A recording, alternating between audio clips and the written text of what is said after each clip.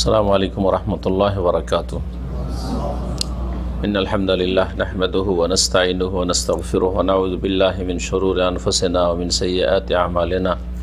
मन यहदिहिल्लाहु फला मुदिल्ल लहु व मन युद्लिल फला हादिय लहु व अशहदु अल्ला इलाहा इल्लल्लाहु वहदहु ला शरीका लहु व अशहदु अन्ना मुहम्मदन अब्दुहु व रसूलुहु सल्लल्लाहु तआला अलैहि व अला आलिहि व सहबिहि व सल्लम तस्लीमन कसीरा। अम्मा बाद फ़क़द क़ाल इमाम अन्नववी रहमतुल्लाहि अलैहि अन अबी मुहम्मदिन अब्दुल्लाह इब्न अम्र इब्न अल-आस रज़ियल्लाहु अन्हुमा क़ाल क़ाल रसूलुल्लाह सल्लल्लाहु अलैहि वसल्लम ला यु'मिनु अहदुकुम हत्ता यकूना हवाहु तबअन लिमा जिअतु बिहि। हदीसुन सहीहुन हदीसुन हसनुन सहीहुन रवैनाहु फ़ी किताबिल हुज्जा बिइस्नादिन सहीह।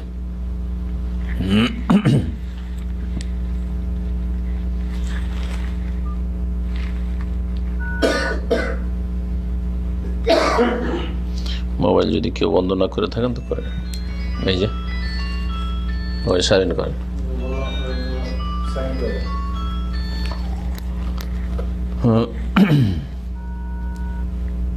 আল্লাহ রাব্বুল আলামিনের যাবতীয় প্রশংসা যে আল্লাহ রাব্বুল আলামিন তার শেষ নবী প্রিয় নবী মুহাম্মদুর রাসূলুল্লাহ সাল্লাল্লাহু আলাইহি সাল্লামকে শেষ রাসূল করে সমস্ত মানব জাতির উদ্দেশ্যে প্রেরণ করেছেন, এই জন্য যে যাতে করে তার খালিস নির্ভেজাল অনুসরণ করা হয়, তার অনুসরণেই মুক্তি রয়েছে।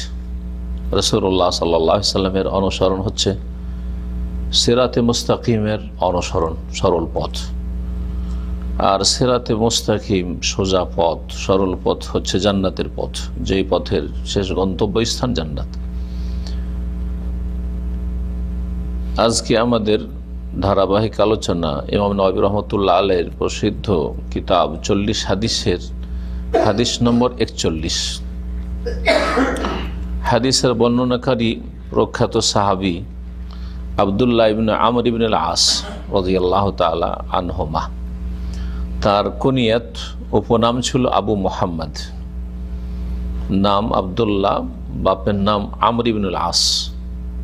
তার পিতা আমর ইবনে আল-আস প্রসিদ্ধ সাহাবী, যিনি মিশর বিজয়ের পরে গভর্নর ছিলেন।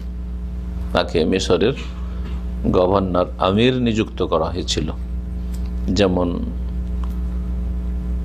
দামেস্কের গভর্নর ছিলেন মুআবিয়া রাদিয়াল্লাহু তাআলা আনহু। ওইরকম এরা উভয়ে বাপ বেটা দুজনেই কিন্তু সাহাবী, দুজনেই সাহাবী। তাদের জীবনী তো বলা হয়েছে একটি খুব মজার কথা, তা হচ্ছে বাপ বেটাতে বয়সের ব্যবধান ছিল মাত্র 11 বছর।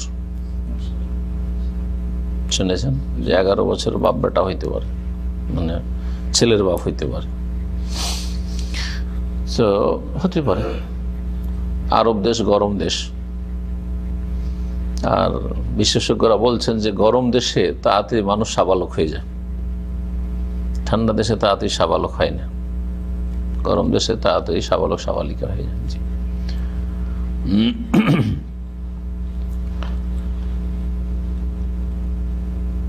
তো যদি 11 বছরে বাপ হয়ে থাকেন, তাহলে নিশ্চয়ই তার বছর খানেক আগে তো বিয়ে করেছে, 7-8 মাস আগে তো কমপক্ষে, কেন 6 মাস কমপক্ষে গর্ভধারণের সময় হচ্ছে কমপক্ষে 6 মাস। 10 বছরে হয়তো বিয়ে হয়েছে, জি, 11 বছরে বাপ হয়েছে।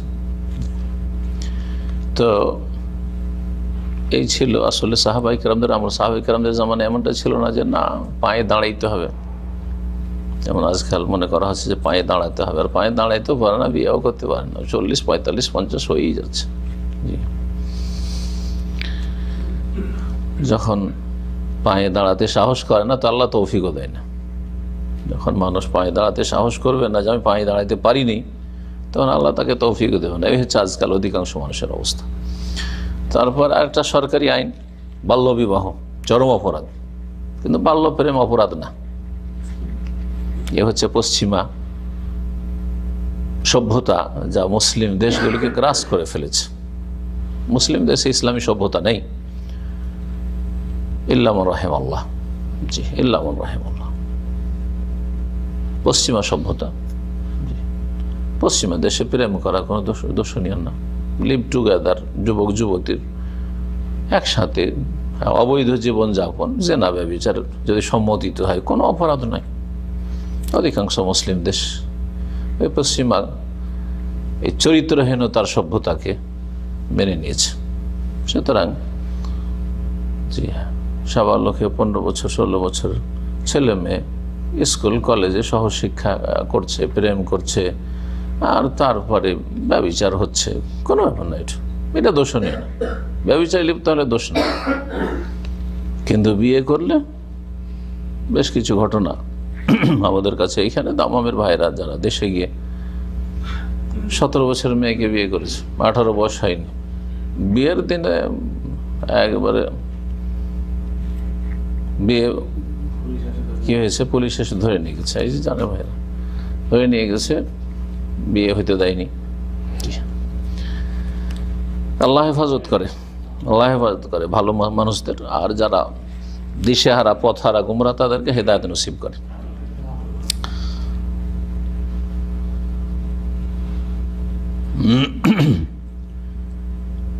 বিয়ে শাদী করার জন্য এতটা যথেষ্ট যে মানুষের মধ্যে এতটা সাহস থাকবে, হিম্মত থাকবে যে সে নিজে খাওয়ার ব্যবস্থা করতে পারবে, আর যাকে নিয়ে আসছে তাকে খাওয়াইতে পারবে। তার বাড়িতে কিছু থাকার নাই থাক, এটা সর্বনিম্ন, এতটা যথেষ্ট। আর যদি বাপের ধন সম্পদ থাকে তাহলে তো বলতেই হবে না, বাপের ধন সম্পদ আছে আর ছেলেদের যেহেতু 15 বছর 16 বছরে বিয়ে দেয়, অসুবিধা কি? অসুবিধার কোথায় আপনাদের? সরকারের কোথায় অসুবিধাটা? আর যদি এমনটা হয় যে বাপের কিছু নেই তারপরেও হিম্মত আছে, ভিক্ষা করবেন না, বিয়ে শাদী করে ভিক্ষা করতে বেরোবে, এটা জায়েজ নয়। ভিক্ষা করা পেশা হচ্ছে নিকৃষ্ট পেশা, নিরুপায় ভিক্ষা করবে। তো যদি এতটা সাহস থাকে যে আমি দিন আনবো দিন খাবো, আর আমার হিম্মত আছে আমি রোজগার করতে পারবো, তাহলে যে কোনো যুবক বিয়ে করতে পারে যে কোনো অবস্থা। আর যার হিম্মত নেই, জি হ্যাঁ, যে খাওয়াইতে পারবো এই হিম্মত নেই, সে বিয়ে করবে না, সে বিয়ে করবে না। রোজা রাখবে, রোজা রাখবে না, নবী করিম সাল্লাল্লাহু আলাইহি ওয়াসাল্লাম বলেছেন।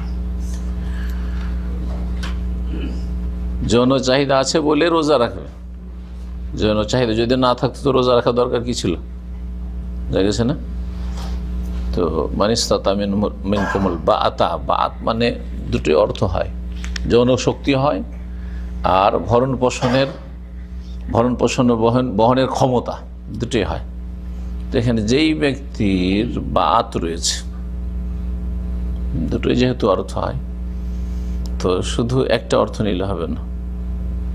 যার অমাল্লাম ইয়াস্তাতে কেউ যদি, কারো যদি শক্তি না থাকে, তো যৌন চাহিদায় যদি অর্থ নিয়ে এখানে যৌন চাহিদা না থাকে, তার ফালিহি বিসম, সে রোজা রাখবে। কি জন্য রোজা রাখবে? সে রোজা রাখা দরকার নেই। বুঝতে পারছেন হাদিসটা?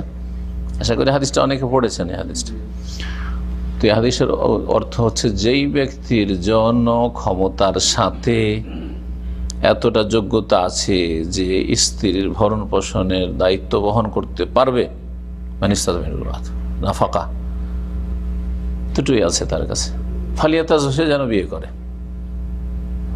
সেটা আগে থেকে আছে, তার বাপের সম্পদ, অথবা সে ডেলি ডেলি ইনকাম করতে পারবে, সক্ষম আছে, কাজের ব্যবস্থা আছে, কাজ করব, খাওয়াবো স্ত্রী, সমস্যা নেই। তারপরে যারা ট্যাক্সি চালাচ্ছেন, ডেলি ডেলি ইনকাম করছেন আর খাচ্ছেন, তাই না? কোনো অসুবিধা নেই। যে না, আমাদের কাছে অনেক টাকা জমা হয়নি সুতরাং বিয়ে করবেন, এটা চলবে না। ডেলি ডেলি কাজ করবেন, সুস্থ মানে ডেলি কাজ করবেন, ডেলি খাবেন। ফালিয়াতাজ, সে যেন বিয়ে করে। ফাইন্নাহু আগাদ্দুল বাসার ওয়া আহসানুল ফারজ, জি, তাতে দৃষ্টি নত হবে, দৃষ্টির জেনা হবে না। যখন দৃষ্টি জেনা করবে না তো অন্তরে জেনা করবে না, অন্তর যখন জেনা করবে না তখন হাত পাও জেনা করবে না, হাত পাও জেনা করবে না তখন যৌনাঙ্গ জেনায় লিপ্ত হবে না, সব অঙ্গ প্রত্যঙ্গ সব জেনাতে বেঁচে থাকবে। ওয়া হাসানুল ফারজ, আর লজ্জা স্থান সুরক্ষিত হবে। ওয়ামাল্লাম ইয়াস্তাতি, আর কেউ যদি না পারে, কি না পারে? অমাল্লাম ইয়াস্তাতিল বাত, হ্যাঁ, যৌন চাহিদা যদি না থাকে, এটা না, এখানে না, যৌন চাহিদা আছে, ওর যৌন চাহিদা আছে, এখানে দুটা ধরলাবেন, যৌন চাহিদা আছে, কিন্তু এখানে বাত মানে তাহলে কি, হ্যাঁ, ভরণ পোষণের দায়িত্ব নেওয়ার মতো ক্ষমতা নেই। অনেকে আধা পাগল টাইপের লোক, অযোগ্য, অলস, আমার দেশে কিছু লোকের আছে চরম অলস। ওর বিয়ে দিয়ে দিলে ও শ্বশুরের হোটেলে ঘুমিয়ে ঘুমিয়ে খাবে, সারাদিন ঘুমাবে, তো কি করে খাওয়াবে ও? এত আলসামি থাকলে তার নিজেরও পেটের খাবার আসবে না, আর স্ত্রীরও আসবে না। তো এরকম যারা অযোগ্য তাদের সম্পর্কে বলা হয়েছে যৌন চাহিদা আছে, গুনার আশঙ্কা আছে, কিন্তু বিয়ে করতে পারছেন না, গুনাহ থেকে বাঁচার উপায় হচ্ছে বিয়ে। তো কি করো? ফালেই হবে সম, সিয়াম পালন করো। যারা প্রবাসী, বিয়ে শাদী করেছেন কিন্তু সাথে রাখতে পারছেন না, অথবা বিয়ে শাদী করেননি, হ্যাঁ, প্রবাসী, তাহলে যদি দেখা যায় যে আপনার যৌন চাহিদার কারণে আপনার অঙ্গ প্রত্যঙ্গের গোনা হচ্ছে, অন্তরের জেনা হচ্ছে, চোখের জেনা হচ্ছে। চোখের জেনা আজকাল ইন্টারনেটের যুগে চোখের জেনা ব্যাপক আকার ধারণ করেছে। ভালো ভালো মানুষ চোখের জেনাতে, চোখের বড় জেনাতে লিপ্ত, মানে ব্লু ফিল্ম দেখছে, পর্নোগ্রাফি, কাবিরা গোনা। ইচ্ছে তো অশ্লীল কি হইতে পারে, আউযুবিল্লাহ। আর এক শ্রেণীর গুমরাহ, এক শ্রেণীর চরিত্রহীন মোল্লা আছে, যারা বলছে অসুবিধা কি, আউযুবিল্লাহ, না ওইটা দেখে, ওই পর্নোগ্রাফি দেখার পরে নিজে প্র্যাকটিস হচ্ছে, সেটা জায়েজ, ফতোয়া দিচ্ছে জায়েজ হবে না কেন, আউযুবিল্লাহ। ইসলাম চরিত্র গঠন শিখিয়েছে, চরিত্রহীনতা শেখায়নি। যাই হোক, কথা অনেক দূরে চলে গেছে, ফিরে আসি যে বাল্যবিবাহ অপরাধ, এই কথাটি বাতিল কথা, বাতিল কথা একবার। যোগ্যতা আছে বাতের, ভরণ পোষণের, বিবাহ বৈধ। যোগ্যতা নেই, সফি, আল্লাহ কোরআনের ভাষা বলেছেন সফি, ওয়ালা তুতু সুফা আমওয়ালাকুম, বোকা টাইপের লোক,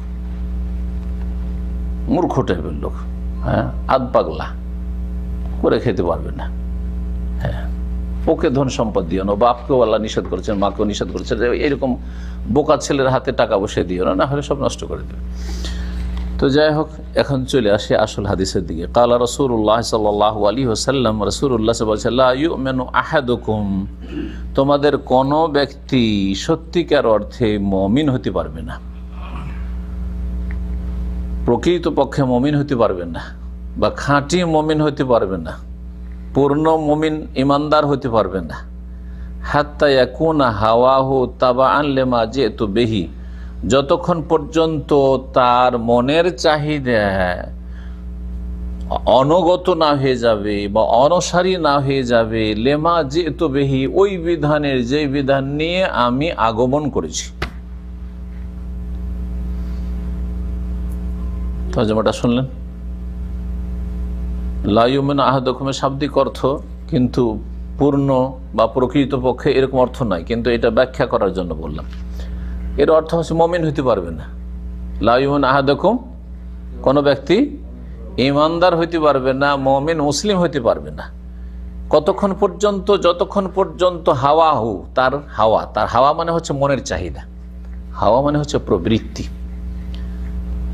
প্রবৃত্তি মানে সহজ ভাষা, এই জন্য আগে বলে দিছি, মনের চাহিদা। এই হাওয়া শব্দটি, এর অর্থ হচ্ছে হাওয়ার শাব্দিক অর্থ হচ্ছে ঝুঁকে যাওয়া। তো প্রবৃত্তি কি বা মনের চাহিদা কি, এই হাওয়া বলা হয় কি জন্য, যে মন ঝুঁকে, মন কি করে ঝুঁকে, মনের কাজই হচ্ছে ঝুঁকা, আর ঝুঁকা হচ্ছে দুই দিকে, ভালো দিকে না মন্দ দিকে।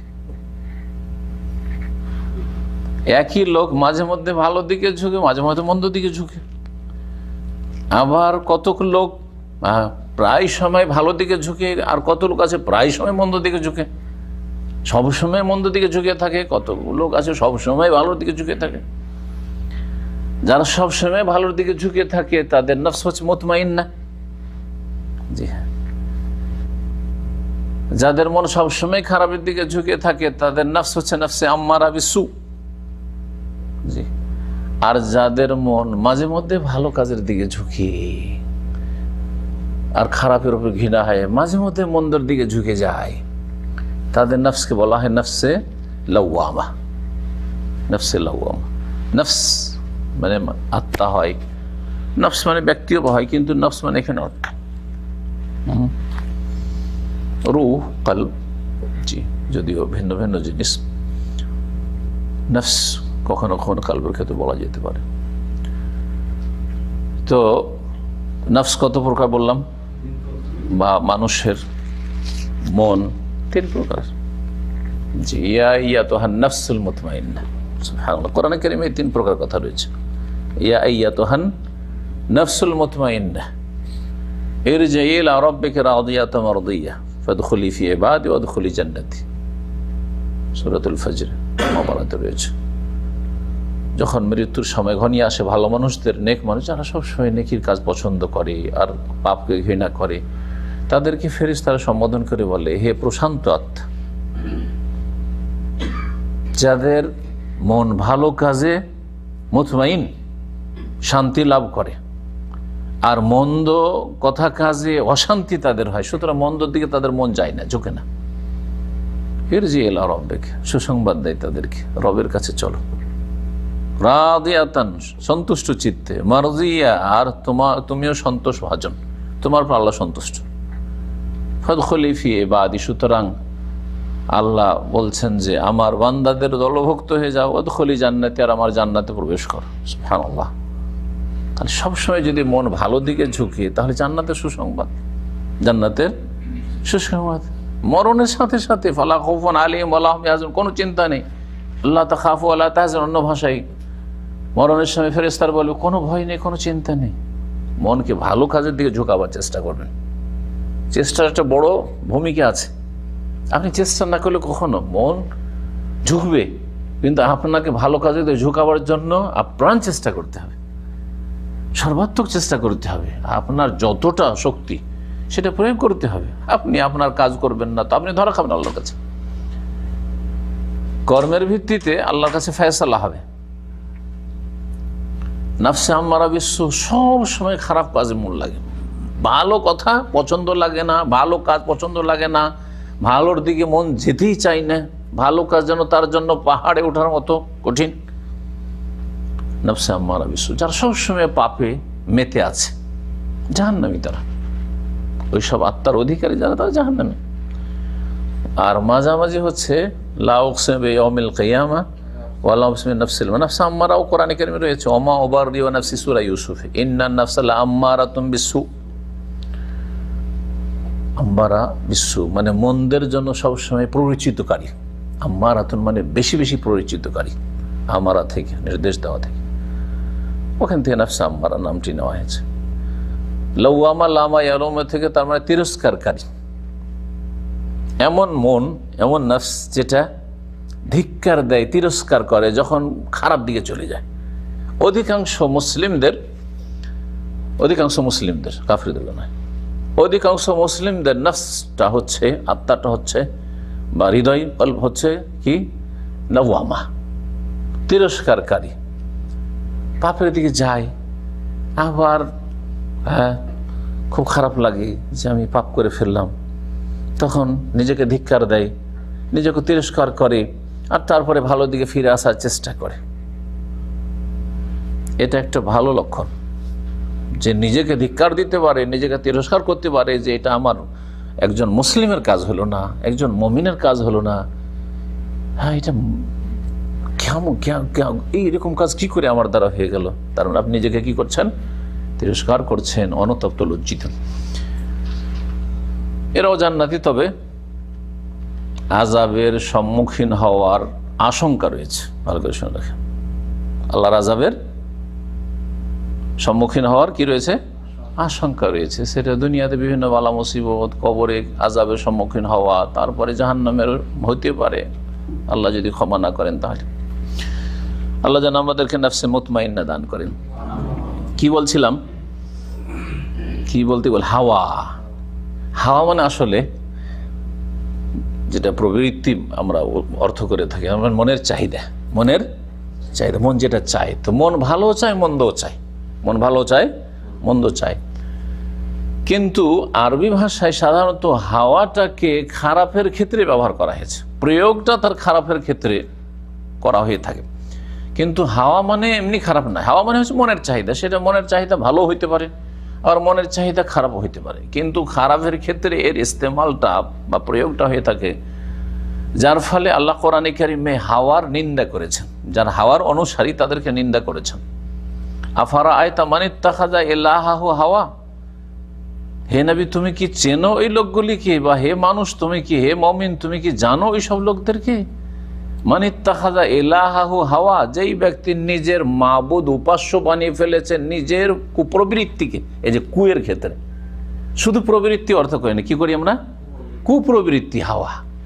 কারণ ভালো চাহিদা যদি হয় তাহলে তো আল্লাহ সন্তুষ্টি, পরকালের মুক্তি, রাসূলুল্লাহ সাল্লাল্লাহু আলাইহি ওয়াসাল্লাম অনুসরণ, আল্লাহর ইবাদত বন্দেগী।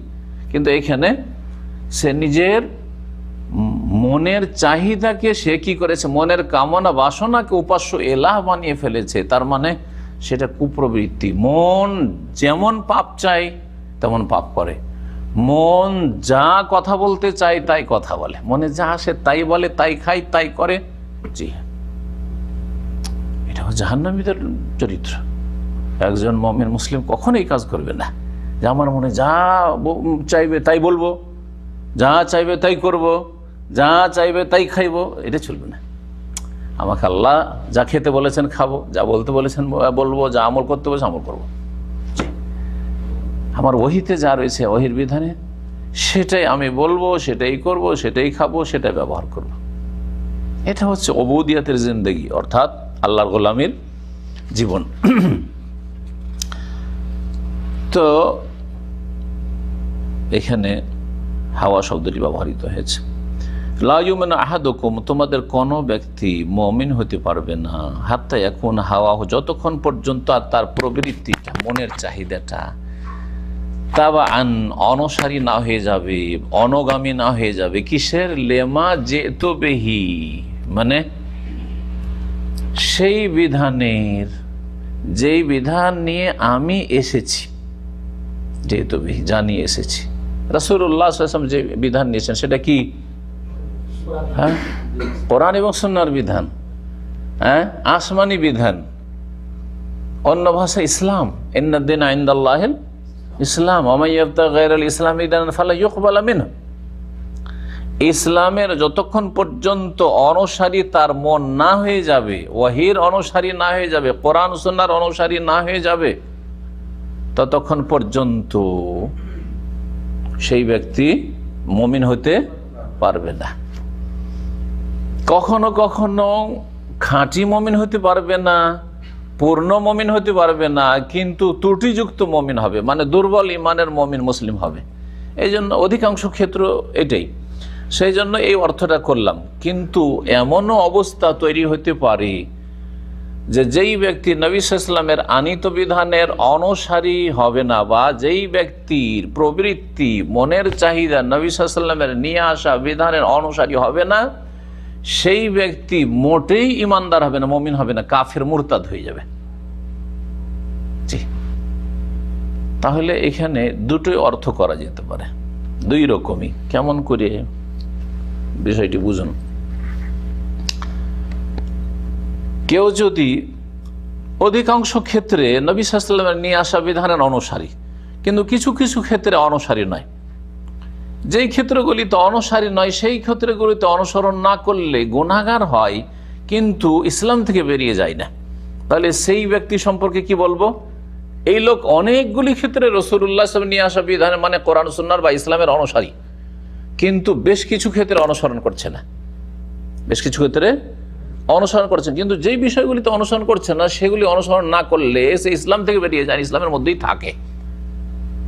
তবে গুনাহগার অবশ্যই, কারণ পুরোপুরি অনুসারী নয়। তাহলে ওকে কি বলবেন? মুমিন তো বলবেন, হ্যাঁ, ইসলাম থেকে বের হয়নি, তাহলে সে মুমিন মুসলিম, কিন্তু সে খাঁটি মুমিন না, সে হচ্ছে ফাসিক, হ্যাঁ, পাপী মুসলিম, গুনাহগার মুসলিম। হ্যাঁ, এদেরকে আহলে সুন্নাত ওয়াল জামাতের ভাষায় কি বলা হয়? মুমিনুন ফাসিকুন, মুমিনুন বিঈমানিহি ওয়া ফাসিকুন বিমাসিয়াতিহি।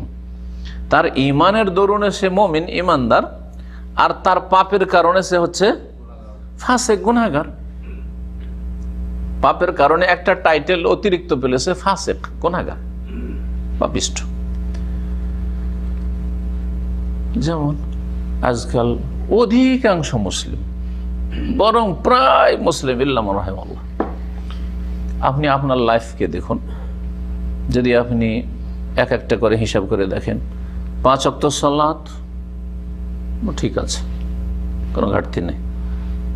5 ওয়াক্ত জামাত সহকারে সালাত, ওটাও ধরেন ঠিক আছে, বা ওটাতে একটু ঘাটতি আছে, ফজরটা জামাতে যায় না, ফজরটা জামাতে অক্তেই পড়ে, টাইমে পড়ে, টাইম পার করে পড়লে কিন্তু নামাজ কবুল হবে না। ভালো করে শুনে, অনিচ্ছাকৃত সেটা হইতে পারে। টাইম পার করে নামাজ পড়া আর জামাতে নামাজ না পড়া, দুটোতে হুকুমে পার্থক্য আছে। টাইম বেঁধে দেওয়া হয়েছে যে এই টাইমের আগেও নামাজ হবে না আর টাইমের পরেও নামাজ হবে না, কিন্তু জামাত ছাড়া নামাজ হবে না এই বিধান নেই। জামাত ছাড়া নামাজ হবে, কিন্তু সে গুনাহগার হবে, আর 27 গুণের জায়গায় 1 গুণ মাত্র পাবে। 25 আর 27 পেল না, এক ফজিলতে বঞ্চিত হলো। দ্বিতীয় হচ্ছে যে কি হলো, সে ওয়াজিব ছাড়ার, জামাত ছাড়ার গুনাহগার হইল, কিন্তু তার নামাজটা আদায় হয়ে যাবে। কিন্তু নামাজ আদায় করার জন্য টাইমটা বেঁধে দেওয়া হয়েছে, টাইমের বাইরে ইচ্ছাকৃত যদি টাইমের বাইরে নিয়ে যায় তাহলে নামাজ হবে না। যেমন সকাল 11টার সময়, 11:24 আজকাল জোহর হচ্ছে, 11টার সময় জোহর নামাজ পড়া হবে? যেমন এটা বুঝতে পারছেন হবে না, তেমনি সূর্য ওঠার পরে কেউ যদি ফজর নামাজ পড়ে হবে? হবে না, হবে না নামাজ। অনিচ্ছাকৃত আলাদা। অনিচ্ছাকৃত মানে কি? মানুষ অনিচ্ছাকৃত কখন হয়? অনিচ্ছাকৃত ঘুমিয়ে গেছে, ইচ্ছা করে না, ইচ্ছা ছিল উঠবো কিন্তু উঠতে পারেনি, জাগতে পারেনি। আর আরেকটা অনিচ্ছাকৃত হচ্ছে ভুলেই গেছে যে এই নামাজ পড়িনি, ওমর কাছে পড়ে নিয়েছি, পরে খেয়াল আরে তো নামাজ পড়িনি তো। এই দুটোই কথা হাদিসে বলা হয়েছে। তাহলে এত সহজ বিষয় মনে করবেন না যারা এই নামাজে অবহেলা করছেন। আসল বিষয়ের দিকে আসি, হাদিসের সাথে যারা সংশ্লিষ্ট। নামাজ ছেড়ে দিলেন একটা লোক নামাজ পড়লই না, 4 ওয়াক্ত পড়েছে, ফজর পড়লো না বা নামাজ পড়ে না, তো সঠিক মতে সে কি ফাসেক না কাফের? সে বড় কুফরি করলো, কাফের হয়ে গেল। তারপর ইখতিলাফি মাসলা, কিন্তু সঠিক কথা হচ্ছে যে কি হয়ে গেল, এখন এই লোক নামাজ 5 টাইম পড়ার ক্ষেত্রে নবী সাল্লাল্লাহু আলাইহি ওয়াসাল্লামের নিয়ে আসা বিধানের অনুসারী হইল না, তাহলে তার ক্ষেত্রে বলবো সেই ব্যক্তি খাঁটি মুমিন না মুমিনই না? বুঝছেন না? কি বলবেন হাদিসের তরজমা তখন? একটা লোক 5 ওয়াক্ত নামাজ পড়ে না, 4 ওয়াক্ত পড়েছে, 3 ওয়াক্ত পড়েছে, মাঝে মাঝে পড়ে না, রমজানে পাক্কা নামাজে, অন্য সময় কাঁচা নামাজি, তো কি বললো? লা ইউমিনু আহাদুকুম, নবী সাল্লাল্লাহু আলাইহি ওয়াসাল্লাম নিয়ে আসা বিধানের অনুসারী হলো না, তাহলে সে কি বলে? সে মুমিন হইল না, তোমাদের কেউ মুমিন হইতে পারবে না, তা মুমিন নাই। একটা লোক শিরক বিল্লাহ করছে, মাজারে সেজদা করছে, বাকি 5 ওয়াক্ত নামাজ আছে, সব আছে, আখলাক আছে, আদব আছে, সব আছে, দাড়ি আছে, সব আছে, অনেক কিছুই আছে, কিন্তু কি করছে? মাজারে গিয়ে সেজদা করছে। তাহলে নবী সাল্লাল্লাহু আলাইহি ওয়াসাল্লাম তৌহিদ নিয়ে এসেছেন, সবচেয়ে বড় জিনিস যেটা নিয়ে এসেছে সেটা হচ্ছে আল্লাহর একত্ব নিয়ে এসেছেন, আল্লাহ এক, আল্লাহ আহাদ। আর সে আল্লাহর সাথে কি করলো? আল্লাহর কাজে বা আল্লাহর গুণে বা আল্লাহর ইবাদতে শরীক করে দিল। সুতরাং সেই ব্যক্তি, এখানে তর্জমা কি করবেন? নবী সাল্লাল্লাহু আলাইহি ওয়াসাল্লাম নিয়ে আসা বিধানের যে অনুসারী হলো না তাওহীদের ক্ষেত্রে, লা ইউমিনু আহাদুকুম, তোমাদের কোন ব্যক্তি মুমিন হবে না, মানে মোটেই মুমিন না, সে মুশরিক বহুত্ববাদী সে। এবার বুঝতে পেরেছেন? এটা বুঝলেন? এটা যখন বুঝলেন যে কোন ক্ষেত্রে ইসলাম থেকে খারিজ হয়ে যায়, তখন বলবো এই হাদিসের তরজমা ওই লোকগুলির ক্ষেত্রে যে গুরুত্বপূর্ণ বিষয়ে, যে বিষয়টির ক্ষেত্রে নবী সাল্লাল্লাহু আলাইহি ওয়াসাল্লাম অনুসারী না হইলে মুসলিম হওয়া যায় না, তখন বললো সে মুমিনই হইতে পারবে না। আর খাঁটি মুমিন হইতে পারবে না তরজমা অধিকাংশ ক্ষেত্রে করব। একটা লোকের তৌহিদ ঠিক আছে, দুর্গা দরগায় বিশ্বাসী নয়, মাজার পূজারী নয়, পীর পূজারী না, 5 ওয়াক্ত নামাজও ঠিক আছে, কিন্তু সেই ব্যক্তি মিথ্যা কথা বলে, সেই ব্যক্তি নাওয়াইতো পড়ে নামাজ পড়ে, বেদাতি নামাজ পড়ে, একটু নাওয়াইতো দিয়ে নামাজ পড়ে, সেই ব্যক্তি সম্মিলিত মোনাজাত করে। তো নবী সাল্লাল্লাহু আলাইহি ওয়াসাল্লামের নিয়ে আসা বিধানের অনুসারী তার মনের চাহিদা হলো কি? হলো না, পুরোপুরি হলো না। অনেকগুলি ক্ষেত্রে নবী সাল্লাল্লাহু আলাইহি ওয়াসাল্লামের নিয়ে আসা বিধানের অনুসারী নয়, কিন্তু মৌলিক বিষয়ে সে অনুসারী। তার তাওহীদ ঠিক আছে, শিরক করে না, কিন্তু কিছু বিদআত আছে অথবা বিভিন্ন পাপে জড়িয়ে আছে, কিছু হারাম খাচ্ছে। এইরকম লোক হারাম খাওয়া নিয়ে এসছেন, রাসূলুল্লাহ সাল্লাল্লাহু আলাইহি ওয়াসাল্লাম হালাল খাওয়া নিয়ে এসছেন, হালাল খাওয়া। তার নবী সাল্লাল্লাহু আলাইহি ওয়াসাল্লাম আনিত বিধান হচ্ছে যে হালাল রুজি, কুলু মিনাত তাইয়্যিবাত ওয়া আমালু সালিহা, কুলু মিন তাইয়্যিবাতি মা রাযাকনাকুম। আর হারাম খাচ্ছে, খাবাইস খাচ্ছে। একটা লোক ধূমপান করছে, জর্দা খাচ্ছে, নবী সাল্লাল্লাহু আলাইহি ওয়াসাল্লামের নিয়ে আসা বিধান হচ্ছে যে পাক তাইয়্যিবাত খাও আর খবিস জিনিস খেও না। আর তামাক হচ্ছে খবিস, জর্দা হচ্ছে খবিস, নোংরা। কথা বোঝা যাচ্ছে? ধূমপান হচ্ছে খবিস, হুক্কা হচ্ছে খবিস।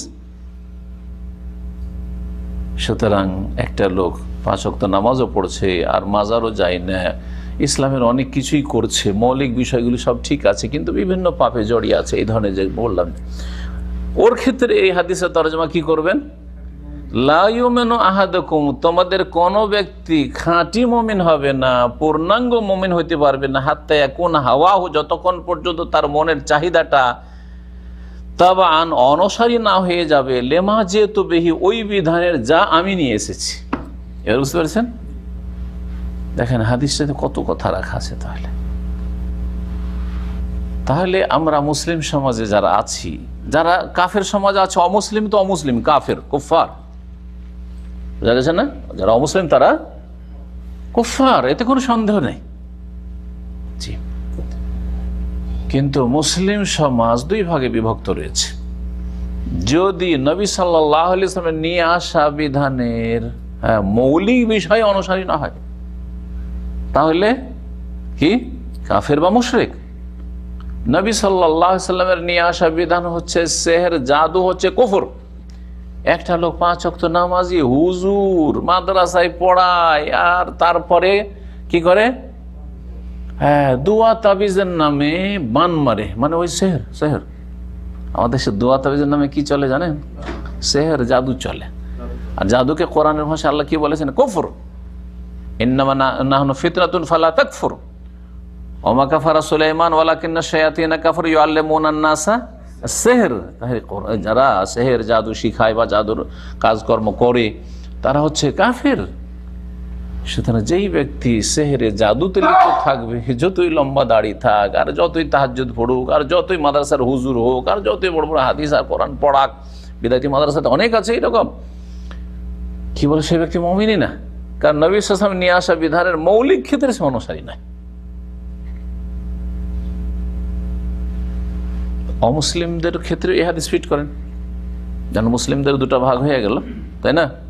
অধিকাংশ মুসলিম, তারা মুসলিম, মৌলিক বিষয়গুলি তাদের ধরেন ঠিক আছে, ধরে নিলাম, কিন্তু বেশ কিছু ত্রুটি আছে, আখলাক চরিত্রের ত্রুটি আছে, গীবত চুগলখড়ি করে, মিথ্যা কথা বলে, ধোঁকাবাজি করে, ওয়াদা খেলাফি করে। তো নবী সাল্লাল্লাহু আলাইহি ওয়াসাল্লাম আনিত বিধানের অনুসারী হইল কি পুরোপুরি? কারণ পুরোপুরি অনুসারী নয় তো পুরোপুরি সে মুমিন না, খাঁটি মুমিন না।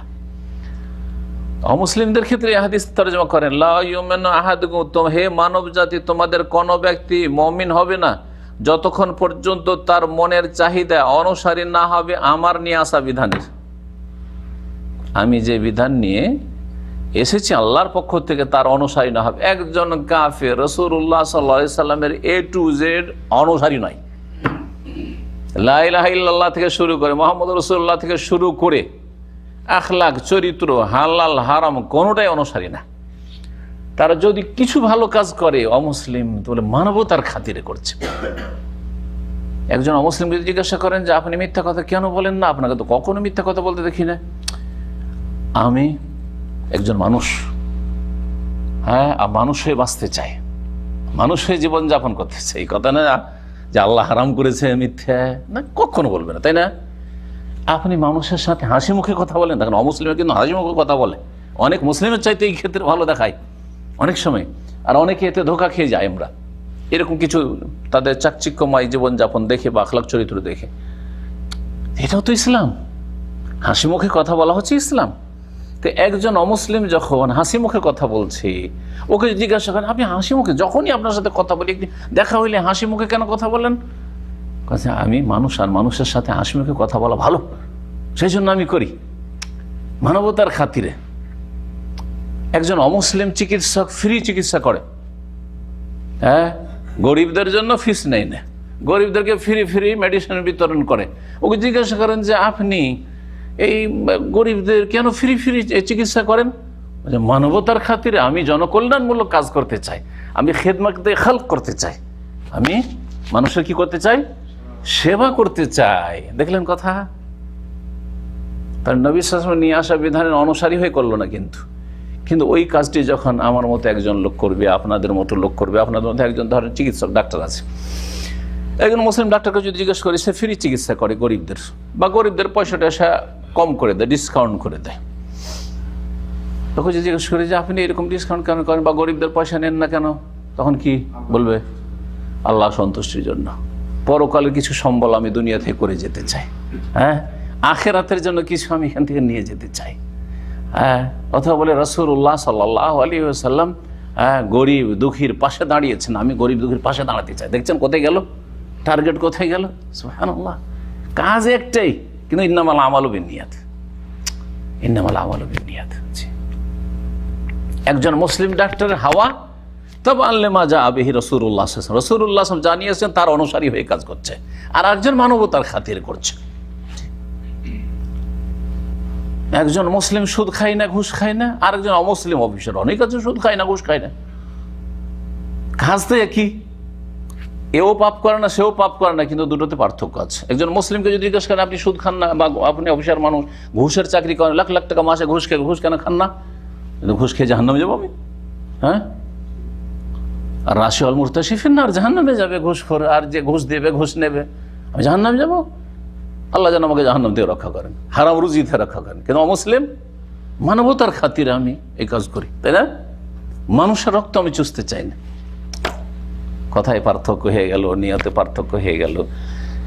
তবে আনলে মাঝে তো বেহি হইল না, যদিও ভালো কাজ করছে, কিন্তু নবী সাল্লাল্লাহু আলাইহি ওয়াসাল্লাম নিয়ে আসা বিধানের অনুসারী হয়ে ওই কাজগুলি করছে না। সুবহানাল্লাহ।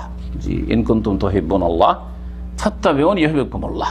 যদি আল্লাহর ভালোবাসার দাবিদার হও, তাহলে ভালোবাসার প্রমাণ হচ্ছে যে নবী মুহাম্মদ রাসূলুল্লাহ সাল্লাল্লাহু আলাইহি ওয়াসাল্লামের অনুসারী হয়ে যাও, তাহলে আল্লাহ তোমাদেরকে ভালোবাসবেন, আর যাকে আল্লাহ ভালোবাসবেন তাকে কখনো জাহান্নামে আল্লাহ দিবেন না। ওয়া ইয়াগফির লাকুম যুনুবাকুম, গুনাহগুলো আল্লাহ মাফ করে দেবেন। আশা করি হাদিসটা ভালো করে বুঝতে পেরেছেন, তাই না? হাদিসুন হাসানুন সহিহ। ইমাম নববী রাহমাতুল্লাহ এই হাদিসটি সম্পর্কে বলছেন, হাদিসটা খুব সুন্দর এবং সহিহ, সহিহ মানে বিশুদ্ধ। রাওয়াইনাহু, আমি এই হাদিসটিকে বর্ণনা করেছি কিতাবুল হুজ্জাতে বিইসনাদিন সহিহ, সহিহ সূত্রে, সহিহ সনদে। তাহলে ইমাম নববী রাহমাতুল্লাহ আলাইহি বলছেন যে এই হাদিসটি হচ্ছে সহিহ, এই হাদিসের সনদ হচ্ছে সহিহ। কিন্তু ইমাম নববী রাহমাতুল্লাহ আলাইহির যে 40 হাদিস, এর প্রথম বা প্রসিদ্ধ যে শারহ ব্যাখ্যা হাফেজ ইমাম ইবনে রাজাব রাহমাতুল্লাহ আলাইহি করেছেন, তিনি বলেছেন যে এই হাদিসটি সহিহ নয়। তিনি বলেছেন যে ওয়াকাল আল হাদিসু লা ইয়াসিহু, এই হাদিসটি সহিহ নয়, যঈফ। জি হ্যাঁ, হাদিসটি সম্পর্কে ওলামাদের এই দুটি মত রয়েছে। বরং সঠিক মত হচ্ছে যে হাদিসের শব্দ, এই শব্দে হাদিসটি যে বর্ণিত হয়েছে, এই হাদিসটি সনদের দিক থেকে, সূত্রের দিক থেকে সহিহ নাই। এইভাবে রাসূলুল্লাহ সাল্লাল্লাহু আলাইহি ওয়াসাল্লাম থেকে বিশুদ্ধ সূত্রে প্রমাণিত হাদিস নয়। এতক্ষণ ব্যাখ্যা করলাম, কিন্তু শেষখানে কি বললাম? যে হাদিসটি সনদের দিক থেকে সহিহ নাই। কিন্তু শুনে রাখেন ভালো করে, কোনো একটি হাদিস এই ভাষাতে যদি সহিহ না হয়, কিন্তু ওই বিষয়বস্তু টপিকটি যদি কোরআন দ্বারা প্রমাণিত হয় অথবা অন্য সহিহ হাদিস দ্বারা প্রমাণিত হয়, তাহলে সেটা চোখ বন্ধ করে সহিহ। কারণ এই বিষয়টি থেকে আমরা ফারেক, এই বিষয়টি আমাদের কাছে নিশ্চিত, এই বিষয়ে আমাদের কোনো দ্বিমত নাই, কিন্তু এই হাদিসটি নিয়ে দ্বিমত রয়েছে। এই হাদিসকে আমার নবী সহিহ বলছেন, আর ইমাম ইবনে রাজাব রাহমাতুল্লাহ আলাইহি হাদিসটিকে জয়ী বলছেন। কিন্তু হাদিসের যে টপিক, বিষয়বস্তু কি? যে নবী সাল্লাল্লাহু আলাইহি ওয়াসাল্লামের নিয়ে আসা বিধানের কেউ যদি নিজের মনকে অনুসারী না বানাইতে পারে, তাহলে সেই ব্যক্তি খাঁটি মুমিন হবে না। যদি পুরোপুরি বানাইতে পারে না, একবার নবী সাল্লাল্লাহু আলাইহি ওয়াসাল্লামের অনুসরণে মোটেই যেতে পারলো না, তাহলে কাফের। আর যদি নবী সাল্লাল্লাহু আলাইহি ওয়াসাল্লাম অনুসারী হইতে পারলো মৌলিক বিষয়, কিন্তু অনেক বিষয় হচ্ছে না, বিভিন্ন পাপে জড়িয়ে যাচ্ছে, তাহলে সেই ব্যক্তি যেন পূর্ণ অনুসারী হলো না, তাহলে পূর্ণ মুসলিম মুমিনও হতে পারলো না। এই বিষয়টি কোরআনে কারিমে মওজুদ রয়েছে। কোরআনে কারিমে অনেক আয়াত এই সম্পর্কে রয়েছে। মাইয়ুতির রাসূল ফাকাদ আতা আল্লাহ, যে রাসূলকে মানলো সেই ব্যক্তি আল্লাহকে মানলো। একটু আগে বললাম, যদি আল্লাহর ভালোবাসা পেতে চাও তাহলে, বা আল্লাহর ভালোবাসার দাবিদার যদি হও যে আমি আল্লাহকে ভালোবাসি, তাহলে তো একটা প্রমাণ দিতে হবে। সেই প্রমাণ হচ্ছে নবী সাল্লাল্লাহু আলাইহি ওয়াসাল্লাম অনুসারী হয়ে যান। আরো আয়াত রয়েছে আরো স্পষ্ট, ফালা ওয়া রাব্বিকা লা ইউমিনুন, এই ভাষাতে রয়েছে ফালা ওয়া রাব্বিকা, কোশ্চিন কালেও না, আল্লাহ বলছে ওয়া রাব্বিকা, হে নবী তোমার রবের কসম। কে কসম করছেন? আল্লাহ নিজে কসম করছেন। আর নবী সাল্লাল্লাহু আলাইহি ওয়াসাল্লাম সম্বোধন করছেন তোমার রবের কসম, মানে নিজের জাতের সত্তার শপথ করছেন। আল্লাহ নিজের কসম নিজেই করেছেন, লা ইউমিনুন, অতক্ষণ পর্যন্ত খাঁটি মুমিন হইতে পারবে না। এখানেও লা ইউমিনুন খাঁটি মুমিন করলাম তারজমা। ফালা ওয়া রাব্বিকা লা ইউমিনুন, খাঁটি মুমিন হইতে পারবে না, হাত্তা ইউহাক্কিমুকা ফীমা শাজারা বাইনাহুম, যতক্ষণ পর্যন্ত তোমাকে বিচারক না বানিয়ে নেবে। এই যে বিচারক বানাইতে হবে কাকে? ইউহাক্কিমু, নবী মুহাম্মদ সাল্লাল্লাহু আলাইহি ওয়াসাল্লাম শেষ রাসূলকে। ফীমা শাজারা বাইনাহুম, তাদের সমস্ত সমস্যার সমাধানের ক্ষেত্রে, যে কোনো সমস্যা আসবে সমাধান কোত্থেকে নিতে হবে? নবী মুহাম্মদ সাল্লাল্লাহু আলাইহি ওয়াসাল্লাম থেকে।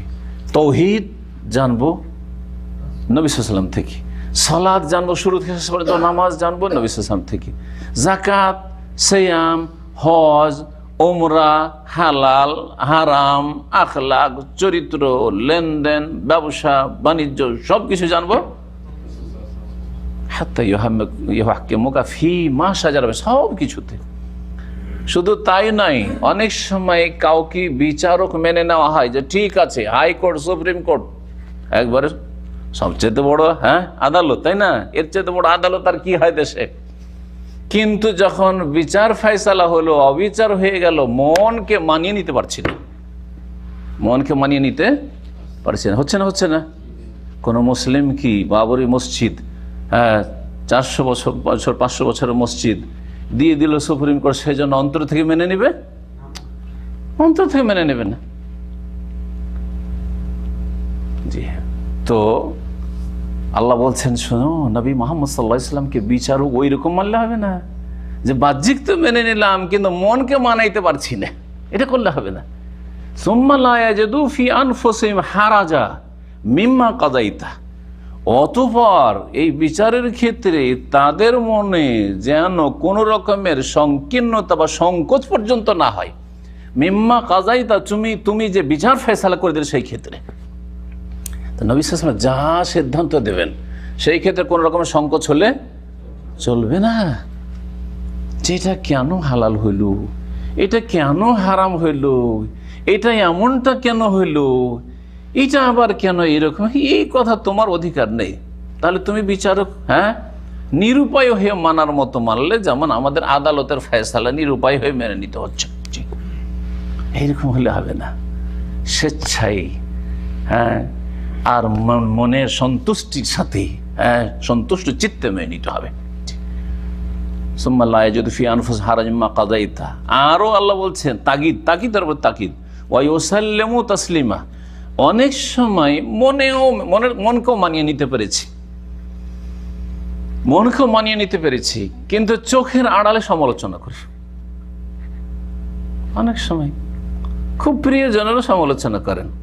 বাপ মা একটা ফয়সালা করে দিচ্ছে, ফয়সালাটা মেনেও নিলেন, আর বাপ মা যখন করে দিচ্ছে মনটাকে মানিয়েও নিলেন, আর তারপরে চোখের আড়ালে যখন স্বামী স্ত্রী দুইজনে নির্জনে যাচ্ছেন, তখন আপনার স্ত্রী যখন বলে আপনাকে যে আপনার বাবা যেটা করলো, যে শ্বশুর বাবা যেটা করলো, আপনার মা যেটা করলো, এটা কেমন লাগে বলেন দেখি। আরে বলিও না, কি করব, বাপ মা যখন করে দিয়েছে তো মেনেই নি। দেখেন ওয়াসাল্লিমু তাসলিমা, রাসূলুল্লাহ সাল্লাল্লাহু আলাইহি ওয়াসাল্লামের বিচারকে একবার শির নত করে মেনে নিতে হবে। তিনটি তাকিদ, হাত্তা ইউহাক্কিমুকা ফীমা শাজারা বাইনাহুম সুম্মা লা ইয়াজিদু ফি আনফুসিহিম হারাজাম মিম্মা কাযাইতা ওয়া ইউসাল্লিমু তাসলিমা। এত তাকিদ দেখছি আয়াতে কোরআনে কারিমে রয়েছে, তো এই হাদিস, এই জয়ীফ হাদিসের আমাদের প্রয়োজনও নেই। যদি নাও থাকে তাও তো আছে আমার কাছে, যে নবী সাল্লাল্লাহু আলাইহি ওয়াসাল্লামের নিয়ে আসা বিধানের অনুসারী যদি নিজেকে না করতে পারে, যতটা ত্রুটি ততটা তার ইমানে ত্রুটি, আর যতটা পূর্ণ ততটা তার ইমান পূর্ণ।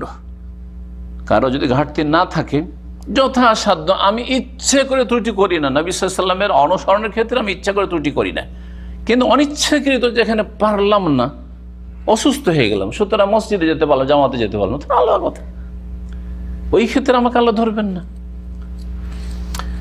তো হাদিসটা খুব গুরুত্বপূর্ণ, এবং এই হাদিসের সমর্থনে বা এই হাদিস কোরআন কারীমের অনেক আয়াতের সমর্থন রয়েছে।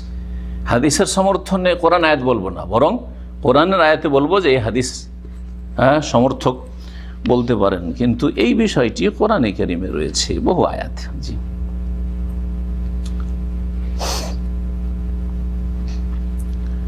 এই হাদিস থেকে যে বিষয়গুলি জানতে পারলাম, 4টি বিষয় উল্লেখ করেছেন শেখ মুহাম্মদ হোসেন রহমতুল্লাহ আলী। সময় যেহেতু আছে সংক্ষেপে উল্লেখ করে দিই। বলছেন যে মানুষ যদি সত্যিকার মুসলিম হতে চায়, তাহলে বিবেককে ওহীর ওপর প্রাধান্য দেবে না, বিবেককে দলিলের উপর প্রাধান্য দেবে না, যুক্তিকে দলিলের উপর প্রাধান্য দেবে না। বেদাতীদের লক্ষণ কি? যুক্তিকে প্রাধান্য দেয় কিসের ওপর? দলিলের ওপর। দলিলের ওপর। উটের গোস্ত খেলে ওযু নষ্ট হয়ে যায়, দলিল না যুক্তি? দলিল। আর যুক্তি হচ্ছে যে গরুর গোস্ত খেলাম, খাসি খেলাম, ওযু নষ্ট হলো না, তো উটের গোস্ত কেন নষ্ট হবে? এটা যুক্তি। এখন যুক্তিকে প্রাধান্য দেবেন না, দলিলকে প্রাধান্য দেবেন? দলিলকে। সহি আকীদার লোকেরা দলিলকে প্রাধান্য দিয়ে থাকে, বুঝতে পেরেছেন? কিন্তু বিদাতীদের লক্ষণ হচ্ছে তারা যুক্তিকে প্রাধান্য দিয়ে থাকে, আর যুক্তিতে মুক্তি খুঁজতে গিয়ে গুমরাহ হয়। জি, এই হাদিস প্রমাণ করে যে মনের চাহিদা অনেক সময়, যেটা যুক্তিসঙ্গত সেই ক্ষেত্রে, কিন্তু মনের চাহিদাকে কার অনুসারী বানাইতে হবে? আনিত বিধান। আনিত বিধান হচ্ছে ওহী, দলিল। আনিত বিধান হচ্ছে দলিল, আর মনের চাহিদা হচ্ছে যুক্তি। এটা কেমন করে? যেমন আহলুর রায়, ফোকাহ হানাফদেরকে, হানাফি ফোকাহদেরকে আহলে রায় বা আহলে কুফাকে এই জন্য আহলে রায় মানে মতকে প্রাধান্য দানকারী এই জন্য বলা হয়েছে যে তারা অনেক সময় যুক্তি দাঁড় করেছে, হাদিসের সামনে কি করেছে? যুক্তি দাঁড় করেছে। জি, এই জন্য ওদের নাম মশহুর হয়ে গেছে আহলে রায়। আর যারা মতের ওপর, যুক্তির ওপর দলিলকে প্রাধান্য দিত, তাদের নাম হয়েছে আহলুল হাদিস। ওই যুগ থেকে আপনি তিরমিজি যখন পড়বেন, তিরমিজি পড়লে দেখবেন যে আহলুল হাদিস বা আসহাবুল হাদিস একদল, আর একদল হচ্ছে আহলুর রায়, যারা আহলে কুফাভাষী ছিল। এই হাদিস প্রমাণ করে যে কোরআন এবং হাদিসকে প্রাধান্য দিতে হবে বা দলিলকে প্রাধান্য দিতে হবে, যুক্তিকে প্রাধান্য দিতে চলবে না। যুক্তিকে যদি প্রাধান্য দিই, মুজার মাসার ক্ষেত্রে ধুলা উপরে লাগে না নিচে লাগে? ময়লা নিচে লাগে, তো নিচের দিক মাসা করতে হয়। তো আলী রাজা তো এই কথাই তো বলেছে, লাউকানাদ দিন ও বীর রায়, যদি দিন ধর্ম ইসলামটা যদি মানুষের মতের পক্ষে হইতো, যুক্তির পক্ষে হইতো, তো লাকানা আসফাল আল খুফে আউলা বিল মাসহি মিন আলাহু, তাহলে মোজার নিচে মাসা করাটা বেশি বেস্ট হইতো ওপরের তুলনায়। কিন্তু রাসূলুল্লাহ সাল্লাল্লাহু আলাইহি ওয়াসাল্লাম ওপর ভাগে মাসা করেছেন। হ্যাঁ, যুক্তি বলছে নিচে ধুলা লাগে, নিচে মাসা করো, কিন্তু হাদিস বলছে, দলিল বলছে কি? যে রাসূলুল্লাহ ওপরে মাসা শিখিয়েছেন, সুতরাং ওপরে মাসা করতে হবে। এটা তো আলী রাদিয়াল্লাহু আনহু বলেছেন, কিন্তু ওলামারা এই হাদিসের ব্যাখ্যা বলছেন আলী রাদিয়াল্লাহু আনহু বাহ্যিক যুক্তি পেশ করেছেন। যুক্তির ওপর যুক্তি আছে, এটাও শুনেন আবার। যুক্তিকে কাটার জন্য যুক্তি আছে, যুক্তি কাটার জন্য কি আছে? দলিলকে কাটার জন্য কিছু নেই। দলিল মানে ওহী, কোরআন আর হাদিস, কিন্তু যুক্তি কাটার জন্য যুক্তি আছে। আর একটা যুক্তি শুনেন, একটা তো আলী রাদিয়াল্লাহু যুক্তি যে নিচে ধুলা লাগে, নিচে মাসা করা উচিত ছিল না, কিন্তু ওপরে মাসা শরীয়তে রয়েছে। কিন্তু আর এক যুক্তি, সেটা হাদিসের পক্ষে, আর যেই যুক্তিটা হাদিসের পক্ষে হবে সেটা বেশি শক্তিশালী। কেমন করে? নিচে ধুলো লাগে, নিচে যদি মাসা করা হয় তো ধুলো লেগে আছে, তার মাসা করলেন, তখন আরো ময়লা আবর্জনা বেড়ে গেল না বাড়লো না? যেখানে ধুলো লেগে আছে সেখানে পানি ফেললে আরো জায়গাটা কি হয়ে যাবে? নোংরা হয়ে যাবে। যেখানে ধুলো পড়ে আছে, যদি কার্পেটে ধুলো থাকে আর পানি ছিটিয়ে দেন, আরো খারাপ হয়ে যাবে। ধুলো পড়ে আছে আর শুকনো, আর ওখানে যদি বসে যান অত ধুলো আপনার গায়ে লাগবে না, কিন্তু পানি ধুলো পড়ে আছে আর পানি ছিটিয়ে দিয়ে তারপরে যে বানিয়ে বসে যান আর দেখেন কি নিয়ে উঠছে না, বুঝা গেল না? তাহলে শরীয়তে ওপরে মাসা এই জন্য করতে বলা হয়েছে যে নিচে যদি মাসা করা হইতো আরো ধুলোতে পানি লেগে যেত, তার আরো বেশি দুর্গন্ধ ছড়াইতো। দুর্গন্ধ ছড়াইতো না? এমনি তো পায়ের তলা থেকে মোজাতে দুর্গন্ধ ছড়ায়, আর সেটাতে একটু রসে গেলে আরো গন্ধ ছড়াবে, আরো নোংরা হয়ে যাবে। সেজন্য কি করা হয়েছে? ওপরে মাসা। তাহলে এই যুক্তি হাদিসের পক্ষে, যুক্তির উপর যুক্তি আছে, এই জন্য বললাম। জি, যুক্তিকে কখনো প্রাধান্য দেবেন না। যুক্তি ফেল করতে, মানুষের আকল ব্রেন ফেল করতে, বিদ্যা বুদ্ধি ফেল করতে পারে, কিন্তু ওহি কখনো ফেল করবে না। এই জন্য যেখানে যুক্তি ফেল সেখানে ওহি কাজ করবে, আপনার ওহি রাস্তা দেখাবে, ফয়সালা আপনার জীবনে ওহি করবে। দ্বিতীয় যে বিষয়টি সেটা হচ্ছে একজন সহি কোরআন সুন্নাহর অনুসারী বা সহি পথের অনুসারী আগে দলিল খুঁজবে, পরে সিদ্ধান্ত নেবে। গুরুত্বপূর্ণ কথা। আগে কি করবে? দলিল খুঁজবে, আর তারপরে কি করবে? সিদ্ধান্ত নেবে। আর বেদাতীদের লক্ষণ হচ্ছে আগে সিদ্ধান্ত নেয়, পরে সিদ্ধান্তের অনুযায়ী দলিল খুঁজে। উদাহরণ দিই, আপনি এখান থেকে বাহরাইন যাবেন, আগে রাস্তা ধরে নেবেন আর তারপরে আপনি জিপিএস খুলবেন না আগে জিপিএস খুলবেন? আগে জিপিএস খুলবেন, যাতে করে লস না খান। আগে রাস্তা ধরে নিয়েছেন, আর ধরে নিয়েছেন আপনি কুয়েত খাবজি রোড, কুয়েতের রোড, আর তারপরে জিপিএস খুলছেন যে বাহরাইন যাব, তখন আপনার জিপিএস বলছে আরে বোকা তুই তো উল্টো দিকে যাচ্ছিস, তাই না? কথা ঠিক না? তো ঠিক ওই রকমই বেদাতীদের কাজ হয়েছে কি, আগে ফয়সালা করে নিয়েছে যে তকলিদ করা ফরজ, 4 মাযহাবের 1 মাযহাব মানা ফরজ, এটা আগে সিদ্ধান্ত। এখন যখন সিদ্ধান্ত মাযহাব মানা ফরজ, এর দলিল খুঁজতে হবে। তখন দলিল খুঁজতে হবে কোরআন হাদিস। তো কোরআন হাদিস তো হানফি, শাফি, মালিক, হাম্বলি কোনো মাযহাবের নাম নেই। আর 400 বছর পর শুরু হলো নবী সাল্লাল্লাহু আলাইহি ওয়াসাল্লামের মাযহাবের বয়স হয়েছে 1000 বছর, আর নবী সাল্লাল্লাহু আলাইহি ওয়াসাল্লামের ছেড়ে যাওয়া ইসলামের বয়স হয়েছে 1400 বছর। তো প্রথম দিকে 4 বছর যেটা সোনালী যুগ, যেটা হচ্ছে আসল ইসলামের যুগ, সেই যুগই মাযহাবের অস্তিত্ব নেই। তখন কোথা থেকে কি করবে? তখন টাইনে হেঁচড়ে এই দিক সেদিক থেকে, যেদিক থেকে ওখানে কেন একেবারে প্রমাণ করার চেষ্টা করলো জাতিকে, বাঙাল বোঝানোর জন্য যে হ্যাঁ মাযহাব মানা ফরজ কোরআন হাদিসে। কিতাব লিখে ফেললো মাযহাব মানার ওয়াকাট্ট দলিল, মাযহাব মানার ওয়াকাট্ট দলিল। আগে পীর ধরে নিল, সুফি বাঁধে ঢুকে গেল, তারপরে পীর যে ধরতে হবে কোরআন হাদিসে কোথায় আছে? পীর সুফি শব্দ কোরআন হাদিসে কোথাও নেই, কোরআনে অনেক হাদিসও নেই। এখন এই সুফি যে সুফি ইজমে ঢুকবে আর পীরের মুরিদ হবে, মুরিদ শব্দ কোরআন হাদিসে নেই। আর মুরিদ আল্লাহর মুরিদ, আল্লাহর দিনের মুরিদ হওয়া আছে, মানুষের মুরিদ হওয়া নেই। তো এখন কি করবে? তখন এদিক সেদিক টানা হাঁচড়া করে, এখন যেহেতু আগেই ডিসাইড করে ফেলেছে আমাকে পীর ধরা ফরজ করতেই হবে, আর ফরজ প্রমাণ করার জন্য হাদিস কোরআন খুঁজতেই হবে, তখন বই লিখে ফেললো পীর ধরার ওয়াকাট্ট প্রমাণ বা ওয়াকাট্ট দলিল। বাংলাদেশে এইসব বই আছে গুমরাহদের, কথা বুঝতে পেরেছেন? কিন্তু আহলে হাদিস, কোরআন সুন্নাহ অনুসারী সৌদি আরবের আলেম ওলামারা আগে দলিল তলাশ করে তারপরে ডিসাইড করেন যে দলিল কোন দিকে পাঠাচ্ছে। দলিল মানে তো গাইড বুক, দলিল মানে তো জিপিএস, দলিল মানে জিপিএস, গাইড বুক। আমাকে কোন দিকে গাইড করছে, যেদিকে গাইড করছে ওই দিকে যাবা। তাহলে একজন সহি আকীদার লোক নামাজ শুরু করার আগে নামাজ শিখবে যে নবী সাল্লাল্লাহু আলাইহি ওয়াসাল্লাম নামাজটা শুরু হতো কোত্থেকে? দেখা যায় হাদিস আছে তাকবীর দিয়ে শুরু হতো, শেষ হয়তো কোথায় বলে তাসলিম সালাম ফিরে শুরু হইতো, শেষ হইতো। তারপরে মাঝখানে কোনখানে কি হইতো সব হাদিসে তলাশ করে তারপরে তখন নামাজ পড়া শুরু করলাম। এটা সহি আকীদার লোক। পক্ষান্তরে একজন মযহাবের অনুসারী আগেই ফরজ করিল যে আমাকে আমার মযহাবে নামাজ পড়তে, হানাফিকে হানাফি নামাজ পড়তে হবে, শাফিকে শাফি নামাজ পড়তে হবে, মালিকিকে মালিকি নামাজ পড়তে হবে, হাম্বলিকে হাম্বলি নামাজ পড়তে হবে। আগেই ফয়সালা করে নিচ্ছে, আর তারপরে আমার মযহাবের মোতাবেক কি খুঁজতে হবে? হাদিস খুঁজতে হবে। সুতরাং যেহেতু হানাফি মযহাবে সূরা ফাতিহা পড়া নেই, ব্যাস চুপ থাক, তাকবীর দিয়ে সানা সুন্নাত হইলো ওইটা পড়তে হবে, কিন্তু সূরা ফাতিহা ফরজ হইলো ওইটাও তার কাছে ফরজ না, হারাম পড়া। মুক্তাদি তুমি, তোমার জন্য সূরা ফাতিহা পড়া হারাম, আগেই ফয়সালা করে দিয়েছে। তারপরে এত হাদিস, প্রত্যেকটি হাদিসের কিতাবে লা সালাতা লিমান লাম ইয়াকরা বিফাতিহা, সূরা ফাতিহা ছাড়া নামাজ হয় না, বলছে আমাদের হয়। বুখারীতে আছে, মুসলিম আছে, আবু দাউদ আছে, নাসাই, তিরমিজি, ইবনে মাজাহ, এমন কোন হাদিসের কিতাব নাই যাতে এই হাদিস নেই, তারপরেও তাদের নামাজ হয়ে যায়। কারণ ভুলটা কোথায়? আগে ফয়সালা করে নিয়েছে যে এইরকম নামাজ পড়বি না, সূরা ফাতিহায় নামাজ পড়বো। আগে ফয়সালা করে নিয়েছে যে নামাই তো পড়বো। আগে ফয়সালা করেছে ইক্তাদাই তো বেহাজাল ইমাম পড়বো। আগেই ফয়সালা করেছে সম্মিলিত মোনাজাত করবো। এখন দলিল তলাশ, এই অনুযায়ী দলিল তলাশ করা। হুজুর দলিল কিছু দিতে হবে, মানে আজকাল সৌদি আরব থেকে সব আসছে পোলাপান, আর এসে খালি দলিল দলিল দলিল করছে, তো আমাদের একটু দলিল দিতে হবে। আচ্ছা ঠিক আছে, তলাশ করছি। বোঝা গেছে না? এই করলে হবে না, আগে দলিল আর তারপরে আমল। আগে এলেম না আগে আমল?